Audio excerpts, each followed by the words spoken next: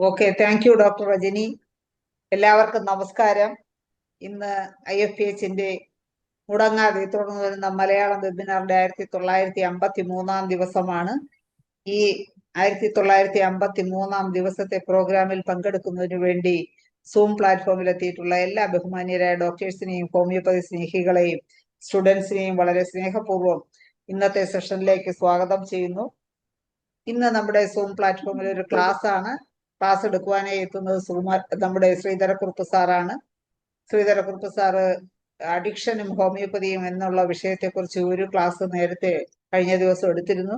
അതിന്റെ രണ്ടാം ഭാഗമാണ് ഇന്നത്തെ ക്ലാസ്. ലഹരിയും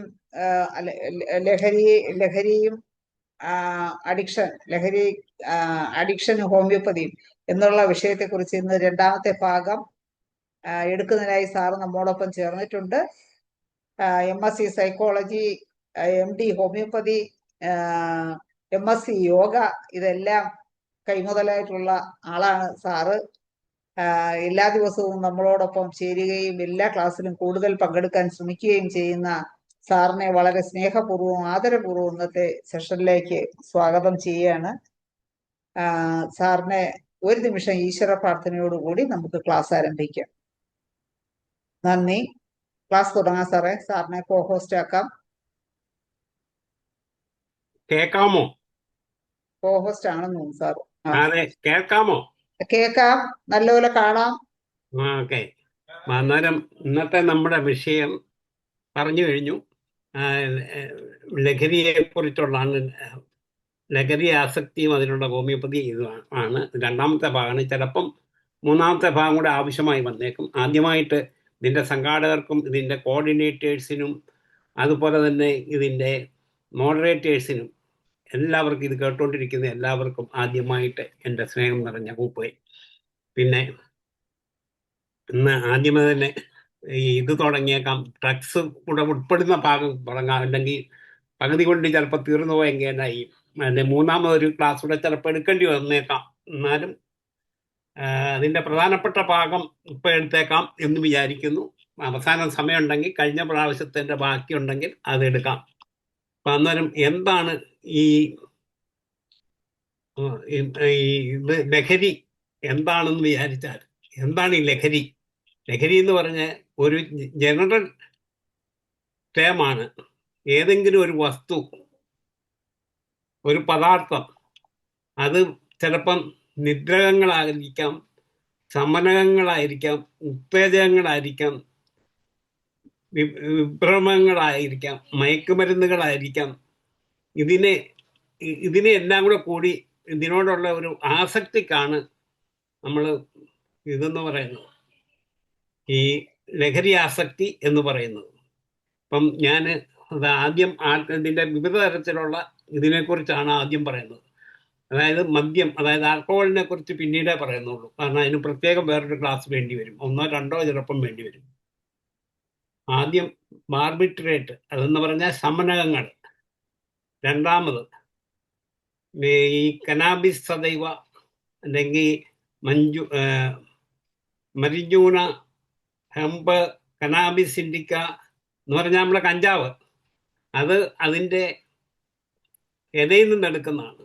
അത് ഇലയിൽ വെച്ച് പല തരത്തിൽ അത് ഉപയോഗിക്കാറുണ്ട്. ഫ്ലവേഴ്സിൽ നിന്ന് ഉപയോഗിക്കാം. സാധാരണ അത് ഇതിൻ്റെ അകത്ത് സിഗരറ്റിലോ ബീഡിയിലോ ഒക്കെ വെച്ച് വലിക്കുന്നതാണ്. അതല്ലാതെ ഈ ശിവരാത്രിക്കൊക്കെ ബാങ്ക് എന്ന് പറയുന്ന ഒരു സാധനം ഉണ്ടാക്കും വടക്കേന്ത്യയിലൊക്കെ. അത് ഇത് അരച്ച് കലക്കി അതിൻ്റെ അകത്ത് ചേർത്തിട്ടാണ് അത് ബാങ്ക് ഇത് പിടിക്കുകയാണ് ചെയ്യുന്നത്. പാലിൻ്റെ അകത്ത് അരച്ച് കലക്കി. അതിനും ഇതേ എഫക്റ്റ് ഒക്കെ തന്നെയാണ്. പിന്നെ കൊക്കൈൻ, അതിനെ പറയുന്നത് എറിത്രോസൈഡോൺ. അത് പ്രത്യേകിച്ച് ഉപയോഗിക്കുന്നത് അതായത് സെക്സ്വൽ എഫക്റ്റിനാണ്. കൂടുതൽ സമയം നിലനിൽക്കാൻ വേണ്ടിയാണ്. അത് ഹാർട്ടിനെയും അത് കൂടുതൽ ഉപയോഗിച്ച് കഴിഞ്ഞാൽ ഹാർട്ടിന് എഫക്റ്റ് ഉണ്ടാകാൻ സാധ്യതയുണ്ട്. പിന്നുള്ളത് ഹെറോയിൻ. അതൊരു ഇന്ദ്രകമാണ്. അത് മോർഫിനും ഓപ്പിയത്തിൽ നിന്നൊക്കെ എടുക്കുന്ന സാധനങ്ങളാണ്. അതിനെക്കുറിച്ച് കൂടുതൽ പിന്നീട് പറയുന്നതായിരിക്കും. സ്ട്രമോണിയം, ഇത് ഒരു സാധനം. ഇത് സ്ട്രമോണിയം ഇതും സ്മോക്കിങ്ങിന് ഉപയോഗിക്കുന്നതാണ്. പിന്നെ ഒരെണ്ണമുണ്ട് ടെസ്റ്റോസ്റ്ററോൺ. അത് ഈ സ്പീഡ് കൂടിയെങ്കിൽ പറയണം, ഷൈല ഡോക്ടർ, സ്പീഡ് കൂടിയെങ്കിൽ പറയണമെന്ന്. അതിനിടയ്ക്ക് വേറെ സാറേ പറയാം, കുഴപ്പമില്ല. ഇപ്പൊ പോണ പോലെ പോയാൽ ടെസ്റ്റോസ്റ്ററോൺ എന്ന് പറയുന്ന ഒരു സാധനമുണ്ട്. അത് കാരണം ഈ മെയിൽ സെക്സ് ഹോർമോൺസാണ്. ഈ അത്ലറ്റിക്സിനൊക്കെ സ്പോർട്സ്മാനൊക്കെ സ്റ്റാമിന കൂടാൻ ഉപയോഗിക്കുന്ന ഒരു സാധനമാണ്. ഒക്കെയാണ് അതിൻ്റെ അകത്തെ പ്രധാനപ്പെട്ട സാധനങ്ങൾ. ഇതൊക്കെയാണ്. ഇനി അതിനെക്കുറിച്ചുള്ളത് ഡീറ്റെയിൽസ് ഇത് തീർന്നു കഴിയുമ്പം പറയും. അപ്പം ഇന്ന് ഞാൻ പറയാൻ ഉദ്ദേശിക്കുന്നത് അതിൻ്റെ മയക്കു വസ്തുക്കളും അവയുടെ പ്രവർത്തനങ്ങളുമാണ്. ഓരോന്നിൻ്റെ ഇത് പറയാം. ആദ്യമായിട്ട് പറയുന്നത് ഹെറോയിൻ, ട്രൈ ആസിഡൈൽ മോർഫിനാണ് സാധനം. രാസവാണിജ്യ നാമമാണ്. അത് നിദ്രകങ്ങളിൽപ്പെടുന്നതാണ്. ചികിത്സയിൽ അതിനുള്ള ഉപയോഗം എന്ന് പറഞ്ഞാൽ വേദനയ്ക്ക് ശമനം കിട്ടാൻ വേണ്ടി ഉപയോഗിക്കുന്ന ഒരു സാധനമാണ്. എടുക്കുന്ന രീതി പൊടിവലി, കുത്തിവയ്പ്പ്, ആവി ആക്കി വലിക്കുക. അളവ് പല അളവാണ്, ഓരോരുത്തർക്കും ഓരോ അളവാണ് അതിൻ്റെ. പരിണിത ഫലങ്ങൾ ഉന്മാദം, വിഷാദം, ആസക്തി, മലബന്ധം, വിശപ്പില്ലായ്മ, കോച്ചുവലിവ്, സഹിഷ്ണുത ഉള്ളതാണ്. ശാരീരിക ആശ്രയമുണ്ട്, മാനസികാശ്രയമുണ്ട്. അടുത്തത് അതിനുള്ള പ്രധാനപ്പെട്ട മരുന്നുകൾ പാസിഫ്ലോറ ടിഞ്ചറും അമൈന സദൈവ ടിഞ്ചറും 20 അല്ലെങ്കിൽ 30 തൊള്ളി വീതം മാറി കൊടുത്തു കഴിഞ്ഞാൽ വളരെയധികം കുറവ് കിട്ടും. പാസിഫ്ലോറ ടിഞ്ചറും അമൈന സദൈവ ടിഞ്ചറും 20 തൊട്ട് 30 വരെ മിക്സ് ചെയ്ത് കൊടുക്കാം, ചെയ്യാതെ ഞാൻ സാധാരണ മിക്സ് ചെയ്യാതെയാണ് കൊടുത്തിരിക്കുന്നത്. നല്ല എഫക്റ്റ് കിട്ടും. അടുത്തത് മോർഫിൻ. അതിൻ്റെ രാസനാമം മോർഫിൻ സൾഫേറ്റ് എന്നാണ്. അതും നിദ്രകങ്ങളാണ്, ഉറക്കമുണ്ടാക്കുന്നതാണ്. വേദനയ്ക്ക് ശമനം കിട്ടും. വിഴുങ്ങൽ, കുത്തിവയ്പ്പ്, ഇതാണ് അതിൻ്റെ അളവ് 15 മില്ലിഗ്രാമാണ്. ഉന്മാദം, ഉറക്കം തൂങ്ങൽ, ആസക്തി, ശ്വാസതടസ്സം, സഹിഷ്ണുതയുണ്ട്, ശാരീരിക ആശ്രയം ഉള്ളതാണ്, മാനസികാശ്രയം ഉള്ളതാണ്. അടുത്തത് ബ്രൗൺ ഷുഗർ. അതിൻ്റെ രാസനാമം ഹെറോയിൻ മിശ്രം എന്നാണ്. അത് നിദ്രകത്തിൽപ്പെടുന്നതാണ്. ചികിത്സ ഉപയോഗം ഒന്നുമില്ല. വലിക്കുക അല്ലെങ്കിൽ കുത്തിവയ്ക്കുകയാണ് ചെയ്യുന്നത്. അതിൻ്റെ പ്രയോജനം എന്നാണെന്ന് വെച്ചാൽ അതിനും അളവൊന്നും പറഞ്ഞിട്ടില്ല. ഉന്മാദം, വിഷാദം, ആസക്തി, ഉറക്കം തൂങ്ങൽ, ഇതാണ് ഇതിൻ്റെ പ്രധാനപ്പെട്ട ആക്ഷൻ. അതിന് സഹിഷ്ണുത ഉണ്ട്, ശാരീരികാശ്രയമുണ്ട്, മാനസികാശ്രയമുണ്ട്. അടുത്തത് കോഡിൻ, മിഥൈൽ മോർഫിൻ. അത് നിദ്രകത്തിൽപ്പെടുന്നതാണ്. വേദന അകറ്റാൻ, ചുമ ശമിപ്പിക്കാൻ ഇതുണ്ട്. മിക്കവാറും കഫ് സിറപ്പുകളിലൊക്കെ ഇത് പണ്ട് ഉപയോഗിച്ചുകൊണ്ടിരുന്നു. ഇപ്പോൾ ഉണ്ടോയെന്ന് എനിക്കറിയത്തില്ല. വിഴുങ്ങലാണ്. അത് കുടിക്കുക അല്ലെങ്കിൽ കഴിക്കുക, ഗുളിക ആയിട്ടുമൊക്കെ വരാം. 30 മില്ലിഗ്രാമാണ് അതിൻ്റെ അളവ്. ഉറക്കം തൂങ്ങാൻ, ആസക്തി, അത് കഴിച്ചു കഴിഞ്ഞാൽ നല്ല ഉറക്കമായിരിക്കും. മെത്തഡോൺ, റോളോഫിൻ, ആമിഡോൺ, അത് നിദ്രകത്തിൽപ്പെടുന്നതാണ്. വേദനയ്ക്ക് ശമനം, വിഴുങ്ങ, കുത്തിവയ്ക്കുക, ഇതാണ്. 10 മില്ലിഗ്രാമാണ് അതിൻ്റെ അളവ്. ഉറക്കം തൂങ്ങൽ, ആസക്തി, സഹിഷ്ണുതയുണ്ട്, ശാരീരികാശ്രയമുണ്ട്, മാനസികാശ്രയമുണ്ട്. അടുത്തത് ബാർബിറ്റുറേറ്റ്, ഹിപ്നോടെക്സ്, മാൻട്രാക്സ്, ഫിനോബാർബിറ്റോൺ, ഗാർഡിനാൾ, ലൂമിനാൾ, ഇതൊക്കെയാണ് ഇതിൻ്റെ രാസനാമങ്ങളിൽ അവൈലബിൾ ആയി. ബാർബിറ്റുറേറ്റ് ഇത് ശമനങ്ങളാണ്. ശമനം, ശാന്തകം, അപസ്മാരത്തിന്, രക്തസമ്മർദ്ദത്തിന്, ഇതിനെല്ലാം കൊടുക്കുന്ന മരുന്നുകളാണ്. വിഴുങ്ങുകയും കുത്തിവയ്പ്പും ഉണ്ട്. 50 to 100 മില്ലിഗ്രാം. ഉറക്കം തൂങ്ങൽ, ക്ഷീണം, അയവ്, സ്വസ്ഥത, ആസക്തി, പിന്മാറ്റാസ്വാസ്ഥ്യങ്ങൾ, അതായത് വിട്രോവൽ സിംറ്റംസ്, സഹിഷ്ണുത ഉണ്ട്. ശാരീരികാശ്രയമുള്ളതാണ്, മാനസികാശ്രയമുള്ളതാണ്.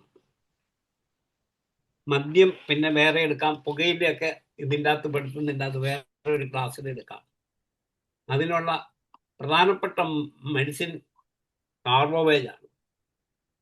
പൊട്ടൻസി ഞാൻ സാധാരണ കൊടുക്കുന്നത് 0/3 ആണ്. വേറെ പലരും 200 മണ്ണമൊക്കെ കൊടുക്കാറുണ്ട്. പിന്നെ അടുത്തത് കൊക്കൈൻ. കൊക്കൈന് അതിന് ഉത്തേജകങ്ങളിൽപ്പെട്ട ഒരു സാധനമാണ്. ലോക്കൽ അനസ്തേഷ്യ കൊക്കൈൻ ഉപയോഗിക്കും മരവിപ്പിക്കാൻ. വിഴുങ്ങലും പുകവലി, കുത്തിവയ്പ്പ് പല അളവിൽ അത് ഉപയോഗിക്കും. ആനന്ദാനുഭൂതി, സംസാരപ്രിയം, വിറയൽ, വിഷാദം, നിർബന്ധങ്ങൾ, ഇവയാണ് അതിൻ്റെ പരിണിത ഫലങ്ങൾ. സഹിഷ്ണുത ഉണ്ട്.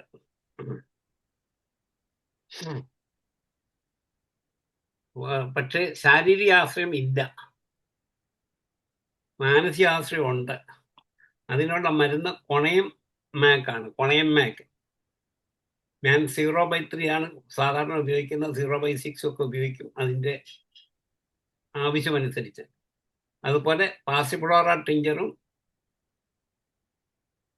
അവൈന സദൈവ മദർ ടിഞ്ചറും 20 to 30 ഡ്രോപ്സ് വീതം കൊടുക്കുക. ഇത് രാത്രി കൊടുത്താൽ ഇതിനോടൊക്കെ ആസക്തി ഉള്ളവർ കഴിച്ചു കഴിഞ്ഞാൽ അതിൻ്റെ ഉറക്കം വരും. പിന്നെ അതുപോലെ തന്നെ പല മാനസിക പിരിമുറുക്കങ്ങൾക്കും കുറവ് കിട്ടും.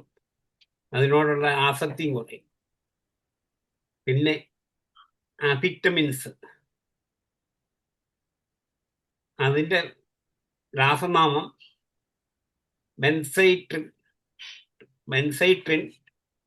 ഡെക്സൈട്രിൻ, മെതാട്രിൻ, ഇതൊക്കെയാണ് അതിൻ്റെ രാസനാമങ്ങൾ.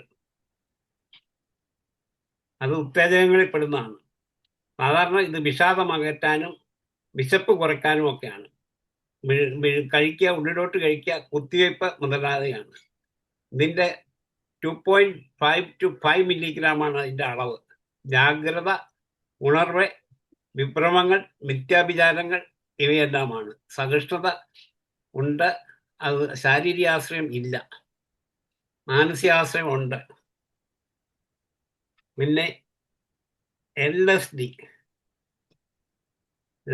ലൈസർജിക് ആസിഡ് ഡൈ ഈഥൈലമൈഡ്, ഇത് രണ്ടുമാണ് അതിൻ്റെ അകത്തെ രാസനാമങ്ങൾ.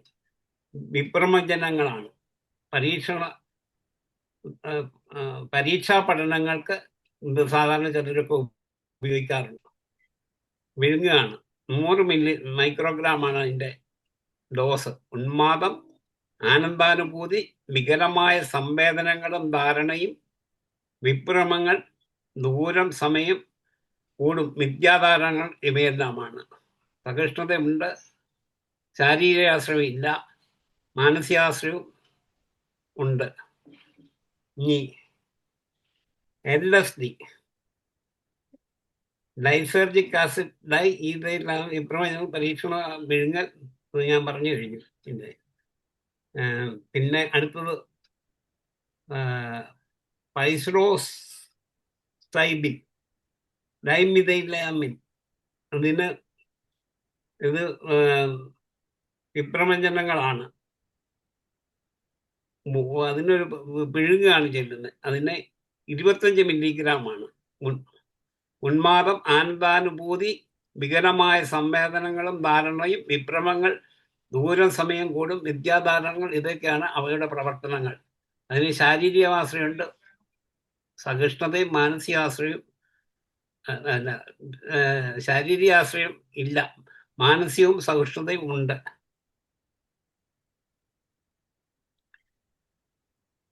മെസ്കലിൻ, അതിന്റെ രാസനാമം തൈമിതോക്സിഫിനോ തൈലാമിൻ, അതും വിഭ്രമജനത്തിൽപ്പെട്ട ഒരെണ്ണമാണ്.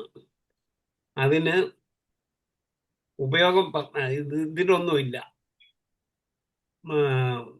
ചികിത്സയ്ക്ക് യാതൊരു വലിയ പ്രയോജനമൊന്നും കാണുന്നില്ല.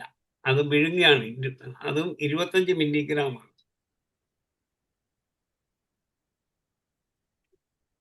ഇരുപത്തഞ്ച് 350, മാക്സിമം 350 മൈക്രോഗ്രാം ആണ് അതിന്റെ ലക്ഷണങ്ങൾ. ആനന്ദാനുഭൂതി, പരിണിത ഫലങ്ങൾ: ആനന്ദാനുഭൂതി, ആശങ്ക, ദഹന തകരാറുകൾ, മനം മടുപ്പ്, ഓക്കാനം, ഛർദി, തലവേദന.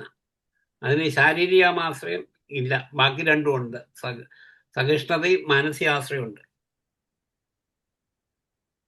ഇനി മരിഞ്ചുവാന, കനാബിസ് സദൈവ, അത് രണ്ടെണ്ണമുണ്ട്.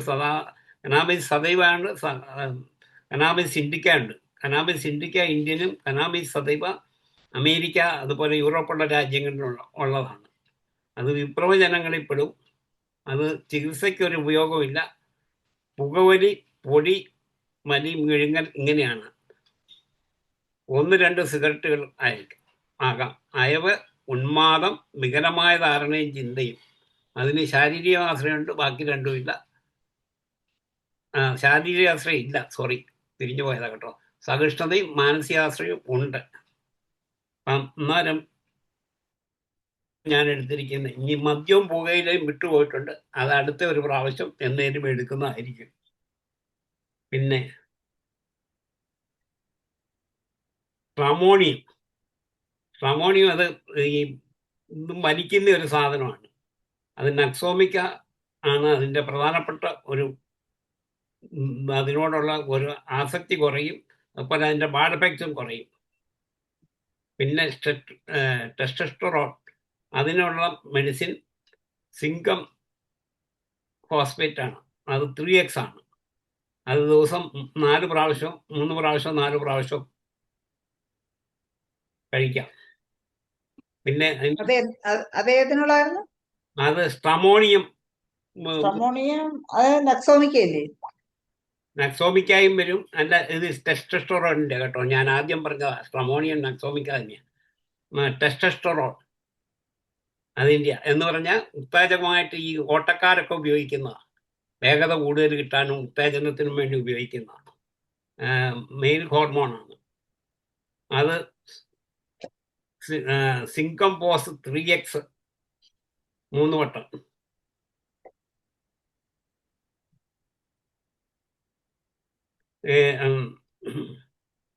പിന്നെ ഇതിൻ്റെ ഏതിൻ്റെ എല്ലാത്തിനാണോ പലതിനും മെസപ്പില്ലാഴിയും അതും ഇതുമൊക്കെ ട്രാക്കഫിനിറ്റിയൊക്കെ വന്നാൽ വനേഡിയം 6C പൊട്ടൻസി വളരെയധികം ഉപയോഗമാണ്. ദിവസം 3-4 പ്രാവശ്യം ഉപയോഗിക്കാം. പിന്നെ അതിൻ്റെ കൂട്ടത്തിൽ ഉപയോഗിക്കാവുന്ന ഒരു സാധനമാണ് 5 ml ലെമൺ ജ്യൂസ് ഒരു 200 ml വെള്ളത്തിൽ ചേർത്തിട്ട് 15 മുതൽ അരമണിക്കൂർ വരെ ഇട്ട് കഴിഞ്ഞാൽ എല്ലാ വസ്തുക്കളുടെയും ഒരു, പിന്നെ ഇടയ്ക്ക് സൾഫർ ഉപയോഗിക്കുന്നത് വളരെ നല്ലതാണ്, റിസൾട്ട് കിട്ടാതെ. പിന്നെ എല്ലാ ഡ്രഗ്സിനും ജനറലായിട്ടുള്ള ഒരു ആൻറ്റിഡോട്ടും ക്രേവിങ്സും നീക്കാൻ നക്സോമിക്ക വളരെയധികം ഉപയോഗിക്കാം, പ്രയോജനം ചെയ്യും. പിന്നെ ഞാൻ മുമ്പേ പറഞ്ഞത് പാസിഫ്ലോറയും അമൈന സദിവായും 20 to 30 ഡ്രോപ്സ്. ഈ ഹലൂസിനേഷനും ഡ്രീംസും ഒക്കെ നിൽക്കാൻ പാസിഫ്ലോറ എന്നും രാത്രി കിടക്കാൻ നേരത്ത് ഒരു 30 ഇത് കഴിക്കുന്നത് നല്ലതായിരിക്കും. ഇത്രയാണ് ഇതിനെക്കുറിച്ച് പറയാനുള്ളത്. ഇനി അടുത്തത് കഴിഞ്ഞതിൻ്റെ അടുത്ത പകുതി പറയാം. അടുത്ത പകുതി വെച്ച് നിർത്തിയതുണ്ട്. കഴിഞ്ഞ പ്രാവശ്യം പറഞ്ഞത് ബ്രൗൺ ഷുഗർ തുടങ്ങാൻ ഇല്ലായിരുന്നു. ഇന്ത്യയിൽ ആദ്യമായി brown sugar sir sir video of ചെയ്തതാണോ അതെ അറിയാതെ ഓഫ് ആയതാണോ? അറിയാതെ ഓഫായതാ. അതെന്താ കേൾക്കാം നേരത്തെ? കേൾക്കാൻ കേക്കാം പറ്റും. കേക്കാൻ കാണുന്നില്ല. അതറിയാതെ ഓഫായതാ കേട്ടോ. കൈ അറിയാതെ മുറ്റ തട്ടിയതാ. ഇപ്പൊ കാണാം. ആ കാണും. സോറി, ഞാൻ അവത്തലോട്ട് ശ്രദ്ധിച്ചില്ല. എങ്ങനെ എന്തെങ്കിലും ഉണ്ടെങ്കിൽ പറഞ്ഞോണേ. ബ്രൗൺ ഷുഗർ നേരത്തെ 4 ഞാൻ പറഞ്ഞായിരുന്നു കഴിഞ്ഞ ക്ലാസ്സിൽ. അതായത് ഇത് പറഞ്ഞായിരുന്നു ഹെറോയിനും കോഡിന് മോർഫിൻ ഇതെല്ലാം പറഞ്ഞു. കറുപ്പ്, അതായത് ഇത്രയൊക്കെ പറഞ്ഞതാ. ഇപ്പൊ പറയാൻ പോകുന്നത് ബ്രൗൺ ഷുഗറാണ്. ഇന്ത്യയിൽ ആദ്യമായി ബ്രൗൺ ഷുഗർ എത്തിയത് 1980 ബോംബെയിലത്ര. 2-3 വർഷം കൊണ്ട് അത് ബോംബെയിൽ പകർച്ചവ്യാധി പോലെ പടർന്നു പിടിച്ചു. ഇതിന് ബോംബെയിലെ യുവജനങ്ങളുടെ ഹരമായി തീർന്നിട്ടുണ്ട്. ബോംബെ നഗരത്തിലെ യുവജനങ്ങൾ ഏതാണ്ട് ഒരു 10 ലക്ഷം പേർ ബ്രൗൺ ഷുഗർ ആശ്രിതരായിട്ട് ആണെന്നാണ് കണക്ക്. മറ്റു വൻനഗരങ്ങളിലേക്കും ഇത് കാട്ടുതീ പോലെ വ്യാപിക്കുകയാണത്രേ. ബോംബെയിലെ തെരുവുകളിൽ ദിവസവും 4 പേരെങ്കിലും ഈ മാരക മയക്കുവസ്തു മൂലം മരിച്ചു വീഴുന്നുണ്ട്. മാതാപിതാക്കളുടെയും സമൂഹത്തിൻ്റെയും സർക്കാരിൻ്റെയും കണ്ണു തുറപ്പിക്കേണ്ടത് ഉള്ള ഒരു വാർത്തയാണ്. വെളുപ്പും തവിട്ടു നിറവും കലർന്ന പൊടിയാണിത്. ഞാനിതൊന്നും കണ്ടിട്ടില്ല കേട്ടോ. പിന്നെ ചിലരൊക്കെ പറഞ്ഞു കേട്ടുള്ള അറിവൊക്കെ എനിക്കുള്ളൂ. വെളുപ്പും തവിട്ടു നിറവും കലർന്ന പൊടിയാണിത്. മാർക്ക് ഗാർഡ് എന്നൊക്കെ പറയും. ചെറു കുപ്പികളിലും പാക്കറ്റിലും കിട്ടും. മാടക്കടയിൽ കിട്ടുന്നതൊന്നും ശുദ്ധമല്ല. ഒട്ടേറെ മാലിന്യങ്ങൾ അതിലുണ്ട്. ഇതിലെ ഉള്ളടക്ക വസ്തുക്കൾ എന്താണെന്നെങ്കിൽ ഏറെപ്പേർ ഇത് തൊടുകയില്ലായിരുന്നു എന്ന് വേണം കരുതാൻ. എലിവിഷം 35%, zinc oxide 25%, phenol 18%, heroin 10%, iodine, arsenic, ഉമ്മത്തിൻകായ്, ലാസ്കോട്ടോസ്, സാമ്പ്രാണിചാരം, ചുണ്ണാമ്പ്, വിറ്റമിൻസ്, ബാർബിറ്റുറേറ്റ് എന്നിവയൊക്കെ ചേർത്താണ് ഇത് നിർമ്മിക്കുക. പലയിടത്തും ചില്ല് പൊടിച്ച് ഗ്ലാസ് പൗഡർ ചേർക്കുന്നുണ്ടെന്നും കേൾക്കാം. അതായത് ഇത് മുറിയുമ്പം നമ്മുടെ വായ്ക്കകത്ത് അവിടെ ഇവിടെ മുറിവുണ്ടാകുമ്പോൾ അതിന് പെട്ടെന്ന് ഇത് കിട്ടാനാണ് ഈ കുപ്പിച്ചില്ലി ചേർക്കുന്നത്. ഏതായാലും ഏറ്റവും ദോഷകരമായ ഒട്ടേറെ ഘടകങ്ങളുണ്ട്. രുചിയോ തനി കയ്പോ മിഠായി പോലെ തിന്നാൻ ആർക്കും കഴിയില്ല. അധികവും സിഗരറ്റിൽ വെച്ച് കത്തിച്ച് വലിക്കുകയാണ് അത്ര. ചേസിങ്ങും, അതായത് ചൂടാക്കി വലിക്കൽ, കുത്തിവയ്പും ധാരാളമുണ്ട്. ചേരി പ്രദേശത്ത് താണ നിലവാരമുള്ള തെരുവുകുട്ടികളാണ് ആദ്യകാലത്ത് ബ്രൗൺ ഷുഗർ ആകർഷകരായത്. ഇന്നത് മാറി കോളേജ് വിദ്യാർത്ഥികളും ആണും പെണ്ണുമടക്കം എല്ലാത്തരം ടീനേജേഴ്സും തൊഴിലാളികളും ഉദ്യോഗസ്ഥന്മാരും കച്ചവടക്കാരും ഡ്രൈവർമാരും അതുപോലെ തന്നെ സിനിമ ആക്ടേഴ്സും എല്ലാം ബ്രൗൺ ഷുഗറിൻ്റെ ഇരകളാകുന്നുണ്ട്. വിലയും വർദ്ധിച്ചു. പണ്ട് 2 രൂപയ്ക്ക് കിട്ടിയിരുന്ന ചെറുകുപ്പിയും പാക്കറ്റും ഇന്ന് 50 രൂപയ്ക്ക് മുകളിലാണ്. ചിലപ്പോൾ 15 രൂപ വരെയായിരുന്നു പണ്ടൊക്കെ. ഇപ്പം അത് 150 രൂപ വരെ ആയിട്ടുണ്ട്. 1 ഗ്രാമിന് 100 രൂപ 200 രൂപ സ്ഥിരം എടുക്കുന്ന ഒരാൾക്ക് 2 തൊട്ട് 3 ഗ്രാം വേണ്ടി വരും. ചിലവ് ദിവസം ഇപ്പം 500 രൂപ വരെ ആകും. പണ്ടൊക്കെ അത് 100-ഉം 150 രൂപ ആയിരുന്നു. ആരോഗ്യവും പണവും പണയപ്പെടുത്തുന്നതും നഷ്ടപ്പെടുന്ന ഒരു സാധനമാണിത്. വരാവുന്ന സകല സുഖക്കേടും ക്ഷണിച്ചു വരുത്താൻ പറ്റിയ ഘടകങ്ങളാണ് ബ്രൗൺ ഷുഗറിലുള്ളത്. അൾസർ, സിറോസിസ്, ക്യാൻസർ, ക്ഷയം, ന്യൂമോണിയ, മഞ്ഞപ്പിത്തം, ത്വക്ക് രോഗങ്ങൾ, ലൈംഗികശേഷി കുറവ്, മാസമുറയിലുള്ള തകരാറുകൾ എന്നിവയിൽ ഏത് രോഗവും വരുത്തിവെക്കാം. ആന്തരിക അവയവങ്ങൾക്ക് കേടുവരുത്തും. വൃക്കകളിൽ അനാവശ്യ സമ്മർദ്ദം ചെലുത്തി അവയുടെ പ്രവർത്തനശേഷി നശിപ്പിക്കും. വിഷവസ്തുക്കൾ രക്തത്തിൽ കലർന്ന് ദേഹമാസകലം വ്യാപിക്കും. രക്തചംക്രമണ വ്യൂഹങ്ങളിൽ തകരാറുകളുണ്ടാകും. കൂട്ടുവസ്തുക്കളുടെ ദുഷ്ഫലമാണ് അധികവും. ഇത്രയ്ക്ക് മാരണമാണ് നഗരങ്ങളിലെ യുവതലമുറയെ വൻതോതിൽ വശീകരിക്കുന്നത്.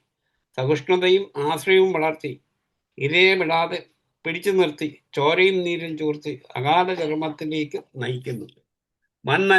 നഗരങ്ങളിൽ മാളക്കടയിലും ചായക്കടയിലും മുറുക്കാൻകടയിലും ബസ് സ്റ്റോപ്പിലും തിയേറ്ററിലും റെയിൽവേ സ്റ്റേഷനും എല്ലാം കിട്ടും. ഇപ്പം സ്കൂളുകളിൽ അടുത്തുള്ള ചില ചെറിയ ചെറിയ കടകളുണ്ട്, അവിടെയൊക്കെ കിട്ടും. പാകിസ്ഥാനിൽ നിന്നും അഫ്ഗാനിസ്ഥാനിൽ നിന്നും ഇങ്ങോട്ട് ധാരാളം കടത്തുന്നുണ്ട്. കള്ളക്കടത്തും വിൽപ്പനയും കാര്യമായി നിയന്ത്രിക്കാനായിട്ടില്ല.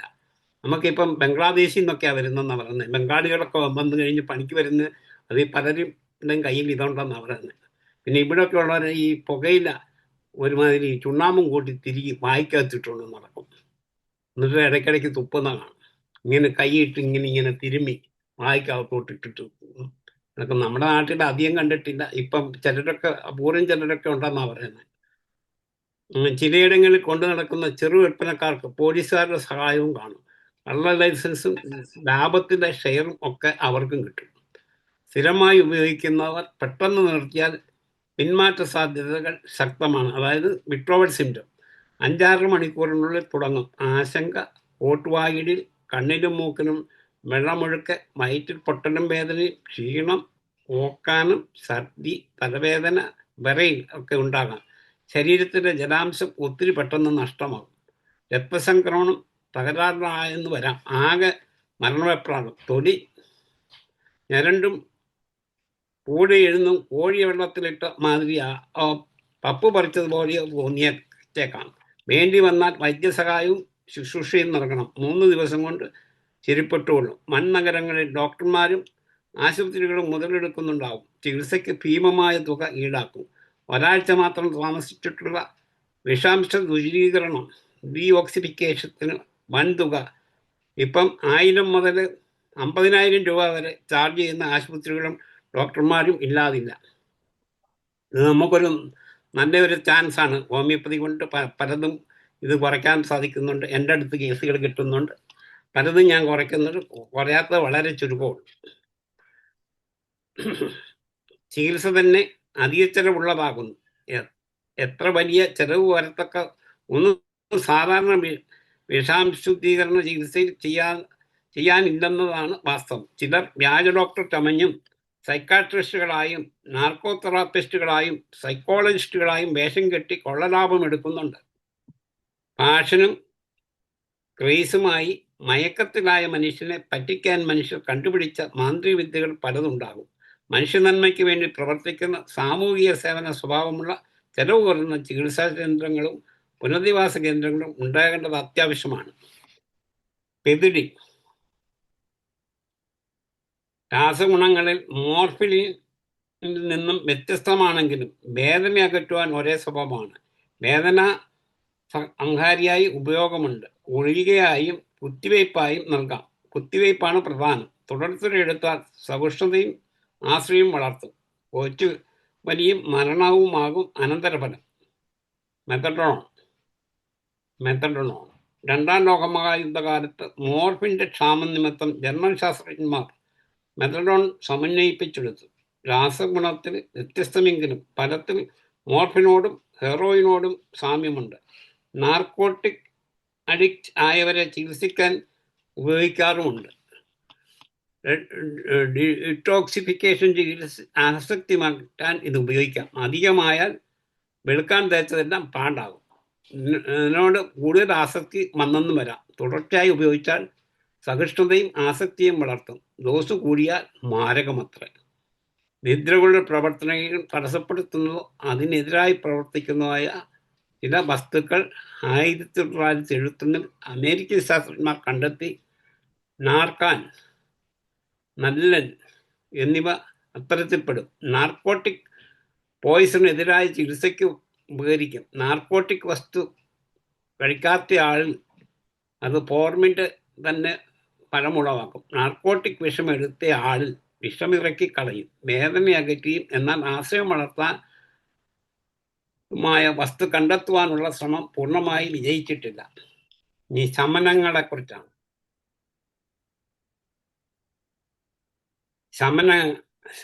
ശമനകങ്ങൾ രസത്തിനും ആനന്ദാനുഭൂതിക്കും പൂസാകാനും ഒക്കെ എടുക്കുന്ന പലതും ആദ്യം അല്പരസിപ്പിക്കുന്ന എന്ന് തന്നെ ശരി. പക്ഷെ ആത്യന്തികമായി അത് രസിപ്പിക്കുകയോ ഉത്തേജിപ്പിക്കുകയോ അല്ല, തളർത്തുകയും മന്ദീഭവിപ്പിക്കുകയും താഴ്ത്തുകയും ശമിപ്പിക്കുകയുമാണ് ചെയ്യുക.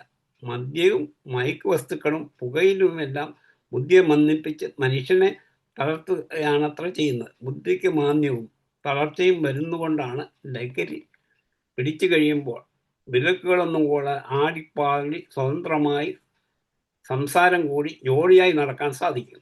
ആകുലതയും ആശങ്കയും അരിശവും കോപവും പിരിമുറുക്കവും സമ്മർദ്ദങ്ങളും അകറ്റാൻ നൽകുന്ന മരുന്നുകളും ശമനങ്ങളാണ്. അവയും മാന്യം വരുത്തി ആശങ്ക ശമിപ്പിച്ച് ശാന്തമാക്കിയത്ര മയക്ക് വസ്തുവായും, അതായത് സെഡേറ്റീവായും ശാന്തമായും, ശാന്തമെന്ന് പറഞ്ഞാൽ ട്രാങ്കുലൈസേഴ്സായും ഉപയോഗിക്കുന്ന പിനോബാർബിറ്റോൾ, വാരിയം, ഇതൊക്കെ അലോപ്പതി മരുന്നിൻ്റെ പേരുകളാണ്. ലിബ്രിയം തുടങ്ങിയ പിനോബാർബിറ്റോൾ, വാരിയം, ലിബ്രിയം തുടങ്ങിയ മരുന്നുകൾ ശമനങ്ങളാണ്. ബാർബിറ്റുറേറ്റ്, മെതാക്കോളോൺ, മെപ്രാബമേറ്റ്, ബെൻസോ ഡയാസിപ്പൻസ്, ക്ലോർപ്രോമസിൻസ് എന്നിവ ഇക്കൂട്ടത്തിൽപ്പെടും. ആകുലത അകറ്റി ശാന്തത കൈവരുത്തും. പക്ഷേ അധികമായാൽ മദ്യം പോലെ മത്തുപിടിക്കും. ഡോസ് കൂടിയാൽ മരണത്തിൽ കലാശിക്കും. ആത്മഹത്യക്കുള്ള ഉപകരണമായി നിരൂപിച്ചെന്ന് വരാം. തുടർച്ചയായി ഉപയോഗിച്ചാൽ സഹിഷ്ണുതയും ആശ്രയവും വളർത്തും. പെട്ടെന്ന് നിർത്തിയാൽ പിന്മാറ്റാസ്വസ്ഥത, അതായത് വിട്രോബൽ സിംറ്റം, ആകുലത, അസ്വസ്ഥത, വിശപ്പില്ലായ്മ, ഓക്കാനം, ഛർദി, അതിവേഗത്തിൽ ഹൃദയമിടിപ്പ്, വിയർപ്പ്, വിറയൽ, പതറൽ, വയറ്റിൽ പൊട്ടൽ, വേദന എന്നിവയുണ്ടാകാം. വൈദ്യസഹായത്തോടെ ഡിറ്റോക്സിഫിക്കേഷൻ നടത്താം. ഇതിലൊന്നാണ് ബാർബിട്രേറ്റ്, ശമനങ്ങളിൽപ്പെട്ടതാണ്. അതായത് അതിനെ താഴ്ത്തുന്നവ എന്നും പറയും. എന്ന പേരിൽ അറിയപ്പെടുന്ന ബാർബിറ്റേറ്ററുകൾ ശമനവും തളർച്ചയും ഉറക്കവും ഉളവാക്കുന്നു. നോംബിറ്റാൾ, അമിറ്റാൾ, മെബറാൾ, ഗാർഡിനാൾ, ലുമിനാൾ, ഗനോമിൽ ഇങ്ങനെ പല പേരുകളിൽ ഇത് ലഭ്യമാണ്. ഇത് പല വ്യാപാര കടകളിലും കിട്ടുന്നു. ഇവ ചുഴലി തുടങ്ങിയ രോഗങ്ങൾക്ക് ചികിത്സയായി നൽകാറുണ്ട്. അപ്രകാരമല്ലാതെ ദുരുപയോഗിക്കുന്നവർ സാധാരണ വൈകാരിക പൊരുത്തക്കേടുകൾ ഉള്ളവരത്രേ. ആകുലത, ഇച്ഛാഭംഗങ്ങൾ, അപര്യാപ്തത എന്നിവയിൽ നിന്ന് ഒളിച്ചോട്ടമാകാം. ദുരുപയോഗം ശക്തിക്ഷയം, ബുദ്ധിമാന്ദ്യം, വ്യൂഹങ്ങളുടെ ഏകീകരണത്തിൽ തകരാറുകൾ എന്നിവയും വരുത്തും. ഇവയിൽ ചിലതിൻ്റെ പ്രവർത്തനം പെട്ടെന്ന്, മറ്റു ചിലതിൻ്റെ പ്രവർത്തനം സാവധാനമായിരിക്കും. പെട്ടെന്ന് പ്രവർത്തിക്കുന്ന രക്തത്തിൽ കലർന്നാൽ മയക്കമാകും, കുത്തിവയ്പ്പാകും രീതി. എക്സോബാർബിറ്റാൾ, അതായത് സോംബുളെക്സ്, മെതോഹെസ്പിറ്റാൾ, അതായത് ബൈവിറ്റാൾ, തയാമിനാൾ, സൂരിറ്റാൾ, തിനോപ്പെട്ടാൾ, പെന്തോത്താൾ എന്നിവ ത്വരിത പ്രവർത്തനം അത്രേ, കുറച്ച് സമയം കൊണ്ട് പ്രവർത്തിക്കുന്നവ. നെറ്റമുള്ളാൾ, സെക്കോണാൾ, അമിറ്റാൾ എന്നിവ ഈ കൂട്ടത്തിൽപ്പെടും. ഗുളികയായി കഴിച്ചാൽ 15-40 മിനിറ്റിനുള്ളിൽ പ്രവർത്തനം ആരംഭിക്കും. അതിൻ്റെ ശക്തി 6 മണിക്കൂർ നീണ്ടു നിൽക്കും. മയക്കവും ഉറക്കവും വരുത്താൻ ചികിത്സയായി നൽകാറുണ്ട്.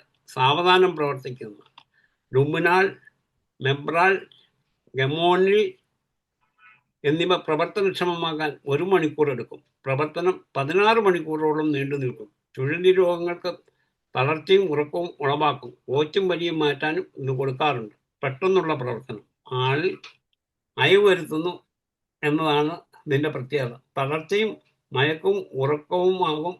ഡോസ് കൂടിയാൽ പെട്ടെന്ന് അമിത അളവിൽ ആള് കാഞ്ഞു പോകുക വരെ ചെയ്യും. അളവ് കൂടുമ്പോൾ മത്ത് പിടിച്ച മാതിരി മദ്യം ആസക്തി പോലെ മന്മത, സംസാര വൈകല്യം,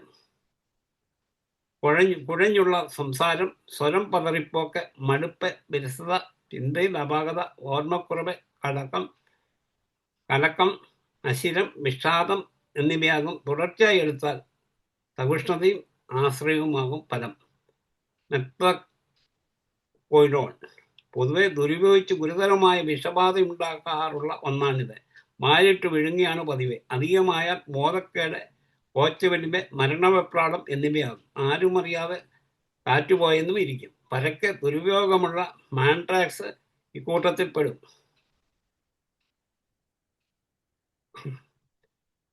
മെപ്രാബമേറ്റ്, ലഘുശാന്തതയുടെ മൈനർ ട്രാങ്കുലൈസേഷൻ ആവിർഭാവം 1950-ൽ മെപ്രോമൈറ്റ് സമന്വയിപ്പിച്ചെടുത്തതോടെയാണ് ആശങ്ക, പിരിമുറുക്കം, ഭയം, ആകുലത എന്നിവയകറ്റി ശാന്തിയും അയവും സ്വസ്ഥതയും നൽകും. മരുന്നിനായി നിർദ്ദേശിക്കാറുണ്ട്. മിതമായ അളവിൽ വിഷാംശം അത്രയില്ല. മാന്ദ്യവും ഉറക്കവും ഉണ്ടാകാറില്ല.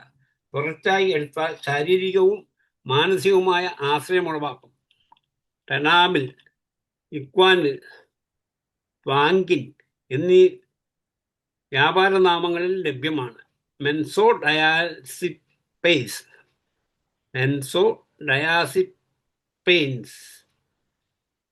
ആശങ്ക, ആകുലത, പിരിമുറുക്കം, മാംസപേശികളുടെ മുറുക്കവും വലിയും എന്നിവ ശമിപ്പിച്ച് അയവും അസ്വസ്ഥതയും മയക്കവും ഉളവാക്കും. കോച്ചുപരിവ് തടയും.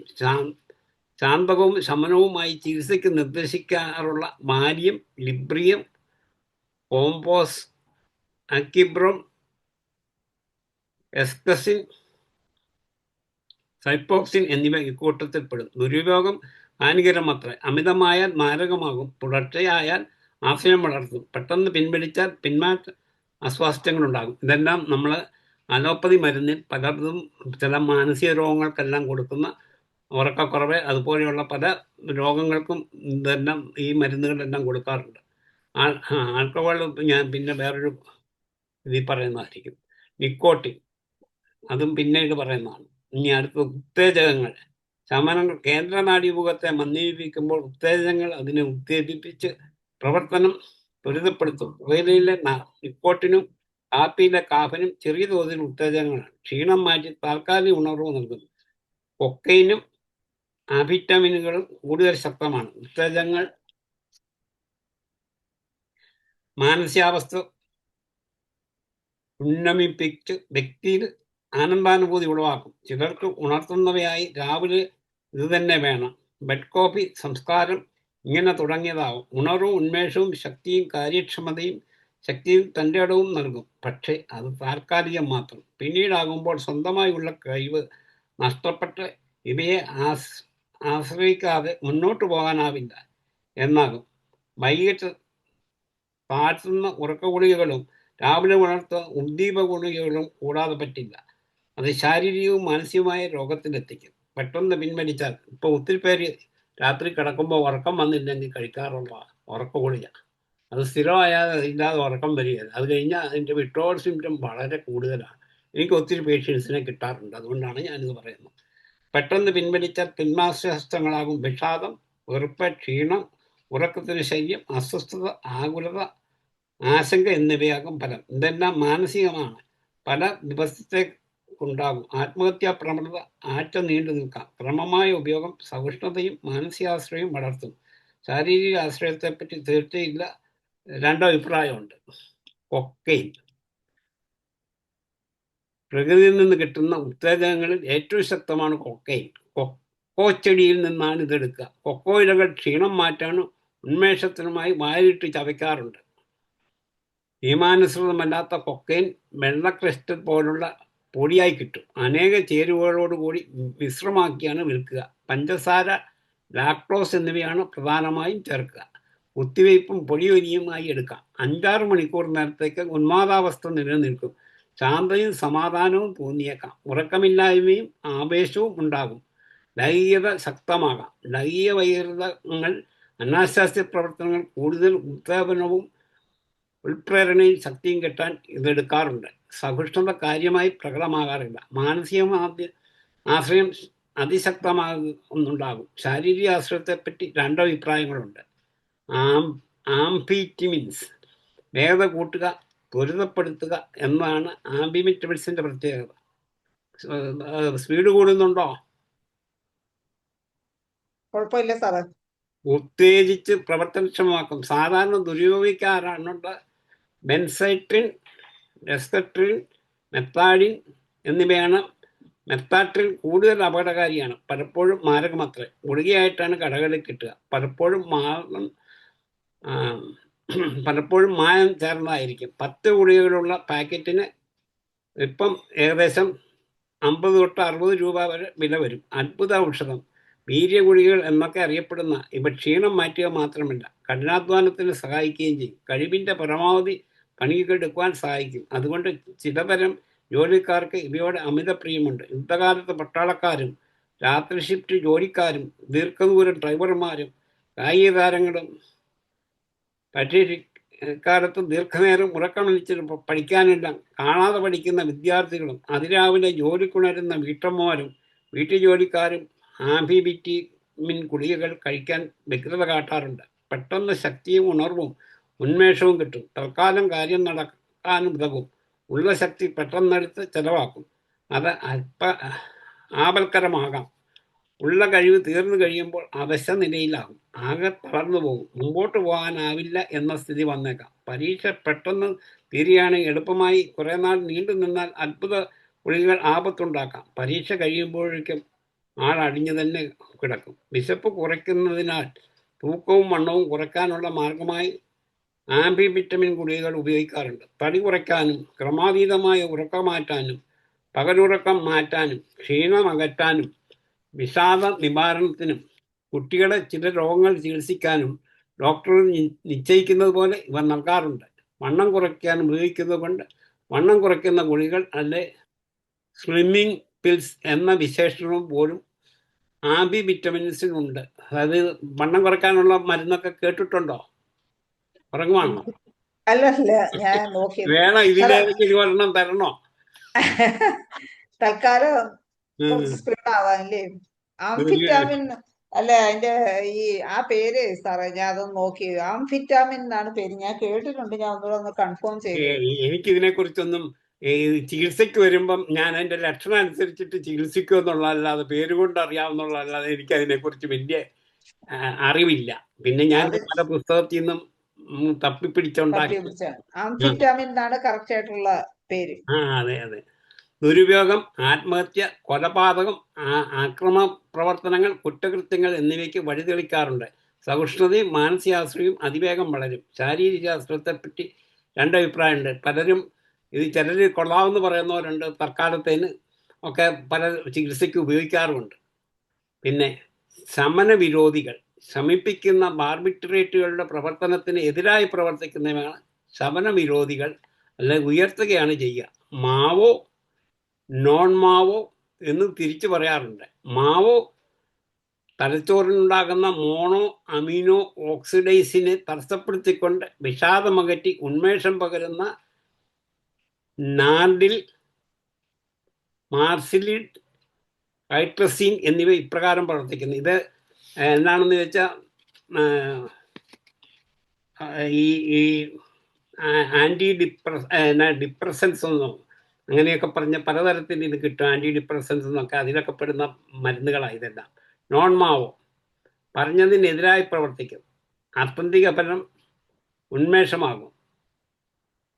ഇതൊക്കെ ആളുകൾ ഉപയോഗിക്കാറുണ്ടോ? ഉണ്ട്. അപൂർവം ചിലരെല്ലാം ഉപയോഗിക്കാറുണ്ട്.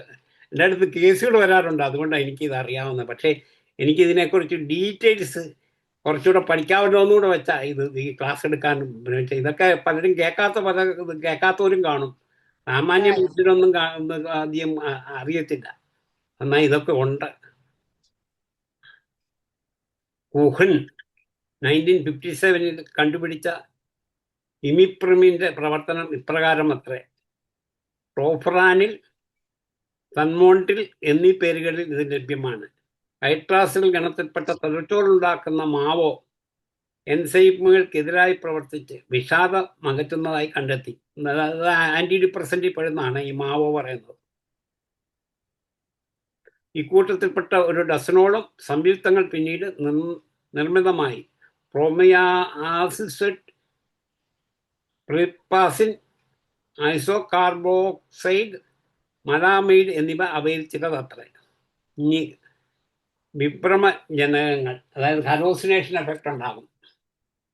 പ്രകൃത കിട്ടുന്നത് പ്രകൃതി ഉണ്ടാക്കുന്നതുമുണ്ട്. ഇവരുടെ പ്രവർത്തനം കേന്ദ്ര നാഡീവ്യൂഹത്തെ ആകമാനം ബാധിക്കും. ബുദ്ധിഭ്രമം സംഭവിച്ച ധാരണശക്തിയിൽ വൈരൂപ്യവും ദുർവ്യാഖ്യാനവും കടന്നുകൂടും. വസ്തുക്കൾ ആയിരിക്കുന്ന രീതിയിലല്ല മനസ്സിലാക്കുക, ഉള്ള വസ്തുവിനെ മറ്റു പല രീതിയിലും മനസ്സിലാക്കും. അതായത് ഇലൂഷൻ.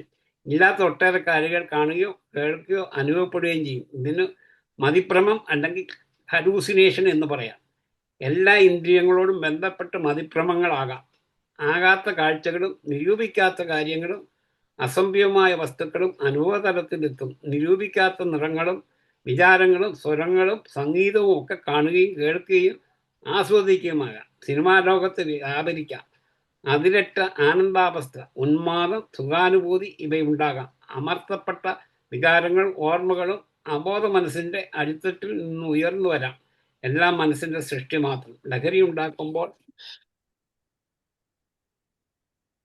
സ്വർഗത്തിൽ ഏകാഗിയായി ഏകാന്തതയായിരിക്കും അലൗകിക അത്യുന്നതാനുഭവം ഉളവാക്കുന്നതുകൊണ്ട് ഇവർക്ക് മനസ്സുണ്ടാക്കുന്നവ മൈൻഡ് മാനുഫാക്ചറിങ്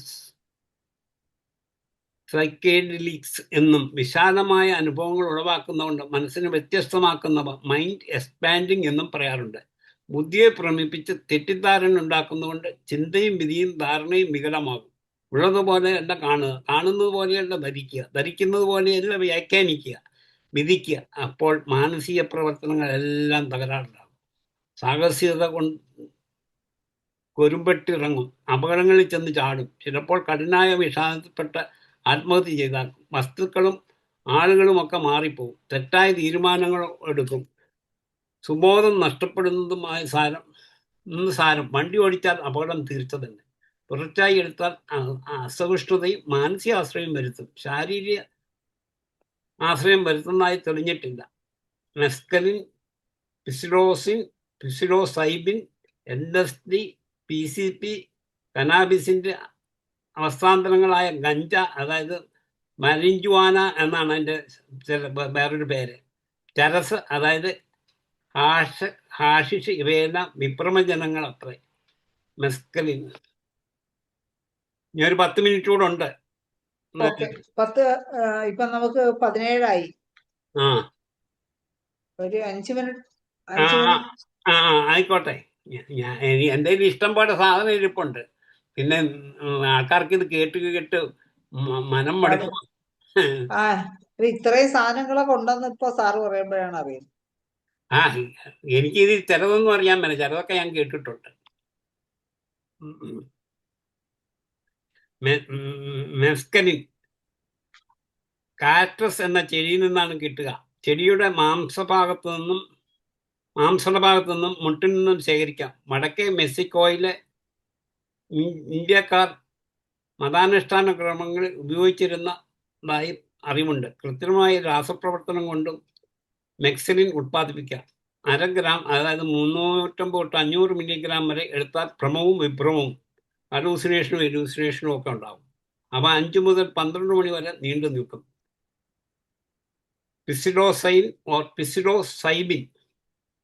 പിസിലോസൈബ് എന്ന പ്രത്യേകതരം കൂണുകളിൽ നിന്നാണ് ഇത് തിന്നാൻ. LSDയുടെയും മെസ്കലിൻ്റെയും അതേ ഫലം തന്നെയാണ് അത്രേ.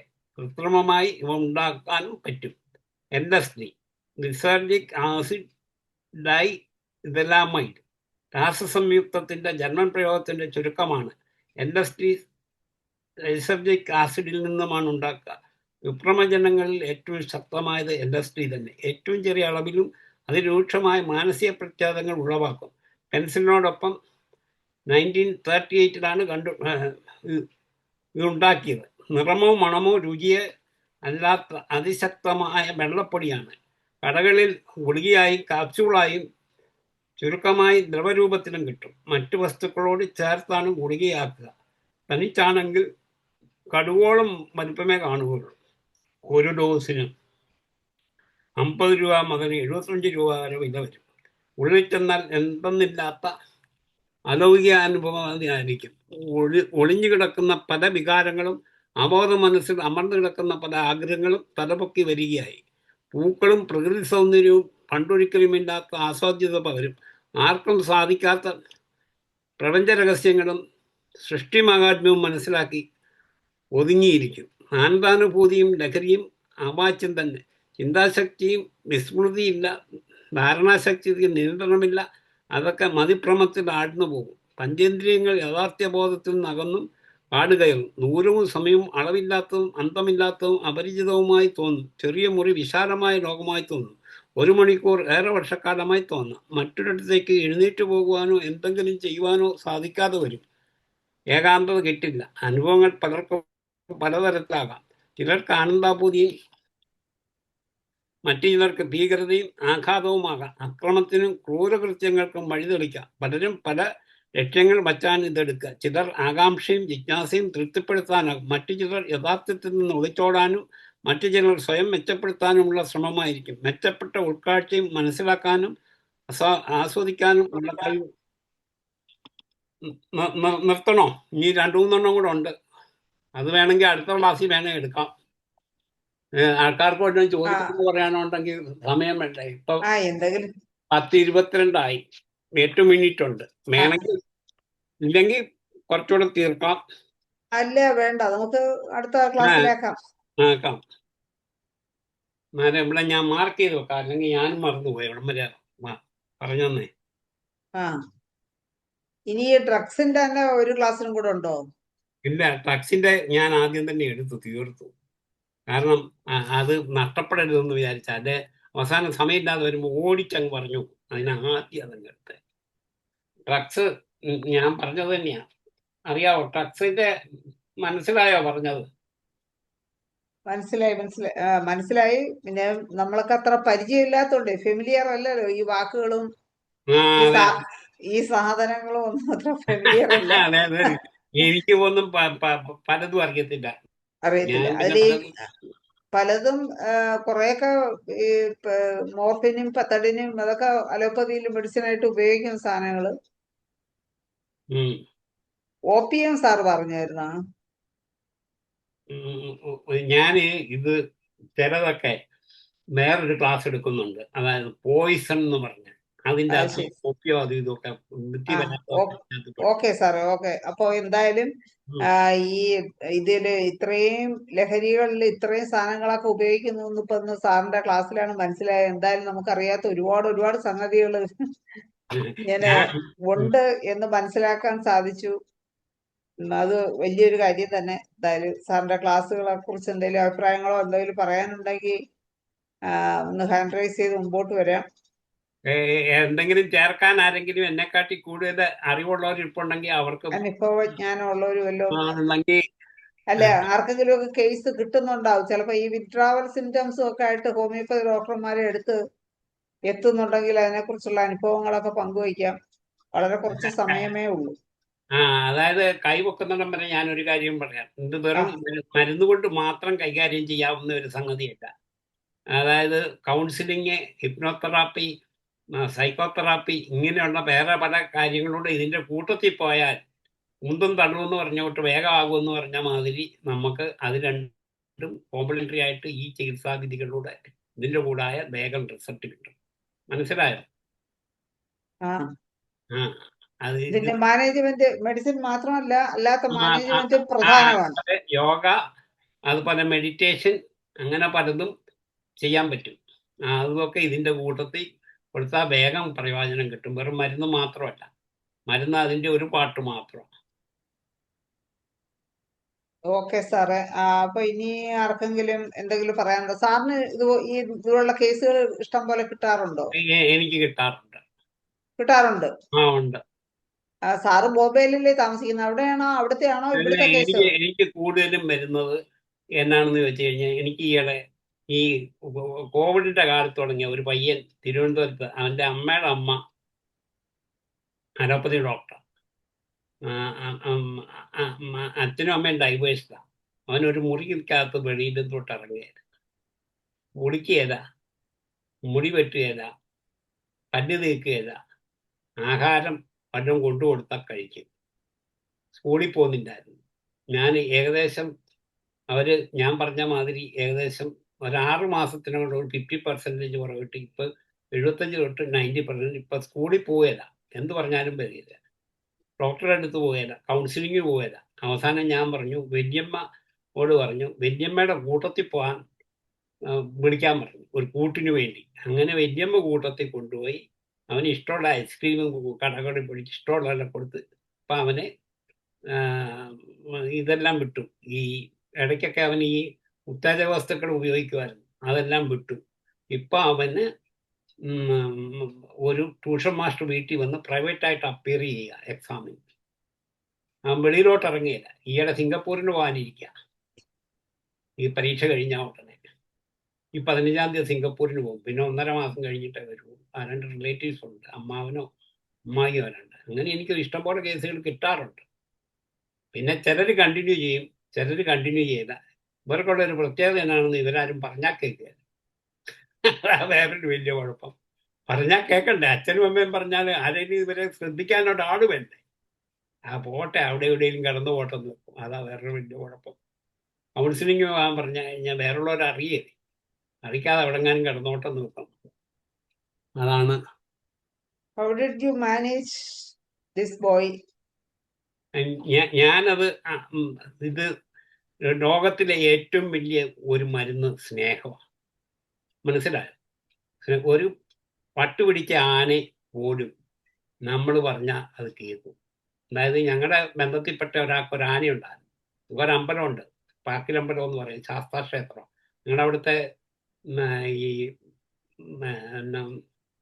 ഈ പള്ളിവേട്ടക്കുറുപ്പന്മാര് ഒരു പ്രാവശ്യം അവിടെ പോയപ്പോൾ ആനയടഞ്ഞു. ദാമോദരൻ എന്ന് പറയുന്ന ഒരു ആനയായിരുന്നു. അത് ഇടഞ്ഞു. ആനക്കാരനെല്ലാം ഓടി, ആൾക്കാരെല്ലാം ഓടി. അതിന്റെ ഓണർ എന്നാ ചെയ്തു, ഒരു ഒന്നാമതൊരു പഴക്കൊഴ ഈ പഴം ഉണ്ടല്ലോ, കൊലച്ച പഴുത്ത കൊല, നല്ല ഒരെണ്ണം അങ്ങോട്ട് മുഴുവൻ മേടിച്ചു. അത് മേടിച്ചോണ്ട് ചെന്നിട്ട് ബാടാ മോനെ എന്നും പറഞ്ഞ് തുമ്പിക്കൈക്ക് പിടിച്ച് കൊമ്പെ പിടിച്ച് അത് കൊടുത്തു. അതിനെ പുള്ളി തളച്ചു. വട്ടുപിടിച്ച ആന പോലും നിൽക്കും. പിന്നെയാണോ മനുഷ്യന്റെ കാര്യം? സ്നേഹം കുറയുന്നതും പിന്നെ ഈ ഐഡിയലിസ്റ്റിക് എന്ന് പറഞ്ഞാൽ പഴയ കൂട്ടുകുടുംബസ്ഥിതിയൊക്കെ പോയി.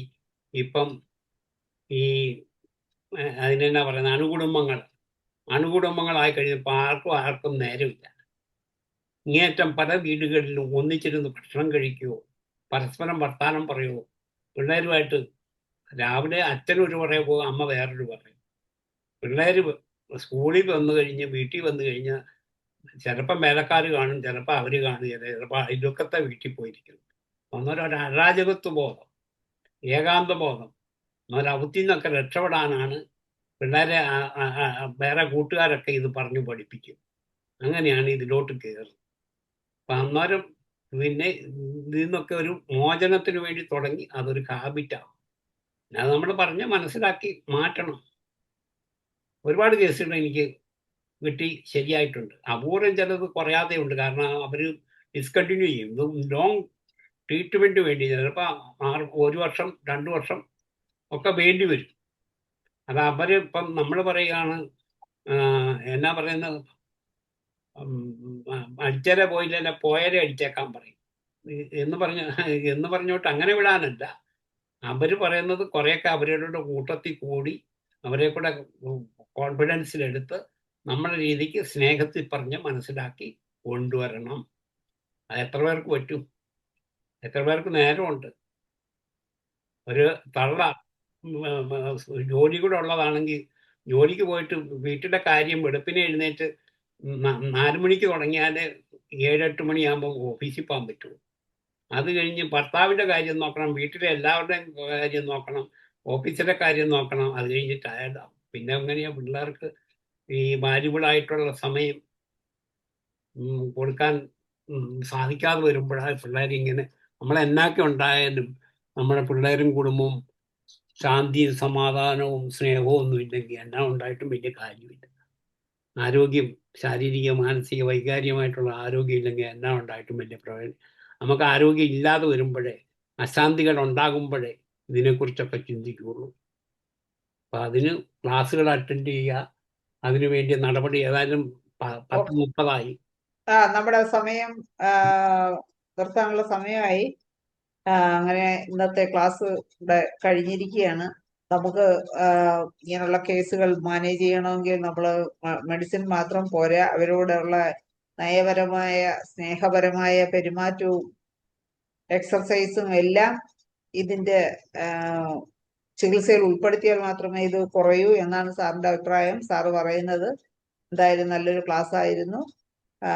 ഇത്രയും സമയം നമ്മോടൊപ്പം ചെലവഴിച്ച് നമുക്ക് നല്ലൊരു ക്ലാസ് എടുത്ത ശ്രീധരക്കുറുപ്പ് സാറിന് വളരെ സ്നേഹപൂർവം സ്നേഹത്തിന്റെ ഭാഷയിൽ നന്ദി പറയുന്നു. സാർ ഇനിയും അതായത് 20 പേരുണ്ട്. ഈ 20 പേരോടും എന്റെ ഹൃദയം നിറഞ്ഞ നന്ദി ഞാൻ തിരിച്ചും ഉറങ്ങാൻ രേഖപ്പെടുത്തുന്നു. 10:30 വരെ നോക്കിയിരിക്കുമല്ലേ. അതിന് വളരെയധികം നന്ദി. Okay, thank okay you. ഇനി ഓക്കെ സാറേ. പറ്റുമെന്നുണ്ടെങ്കിൽ ഒരു ക്ലാസ്സിനോടുള്ള സംഗതികൾ ഇതിലുണ്ട്. ഉണ്ട്. മറ്റേ ഇത് ലിക്കറിന്റെ അതുണ്ടോ? മറ്റേ ഇതിന്റെ കൂട്ടത്തിൽ അത് വേറെ എടുക്കാം. ആൽക്കഹോൾ അഡിക്ഷനും ഉണ്ട് അല്ലേ? അത് ഇതിന്റെ കൂട്ടത്തിൽ അത് വേറെ ആക്കിയിരിക്കുക. പുകവലി, ബാക്കി അഡിക്ഷൻസ് വേറെ എടുക്കാം. ഓക്കെ സാറേ. അപ്പൊ നമ്മുടെ ഇന്നത്തെ ക്ലാസ് നമുക്ക് അവസാനിപ്പിക്കുവാൻ സമയമായി. ഇന്നത്തെ ഈ സൂം പ്ലാറ്റ്ഫോമിൽ ഉണ്ടായിരുന്ന എല്ലാവർക്കും നന്ദിയും ശുഭരാത്രിയും നേർന്നുകൊണ്ട് ഇന്നത്തെ സെഷനോട് അവസാനിപ്പിക്കുന്നു. എല്ലാവർക്കും നമസ്കാരം. Good night. Good night. നാളെ ഇതേ സമയം വീണ്ടും കാണും വരെ ബൈ ബൈ. ബൈ.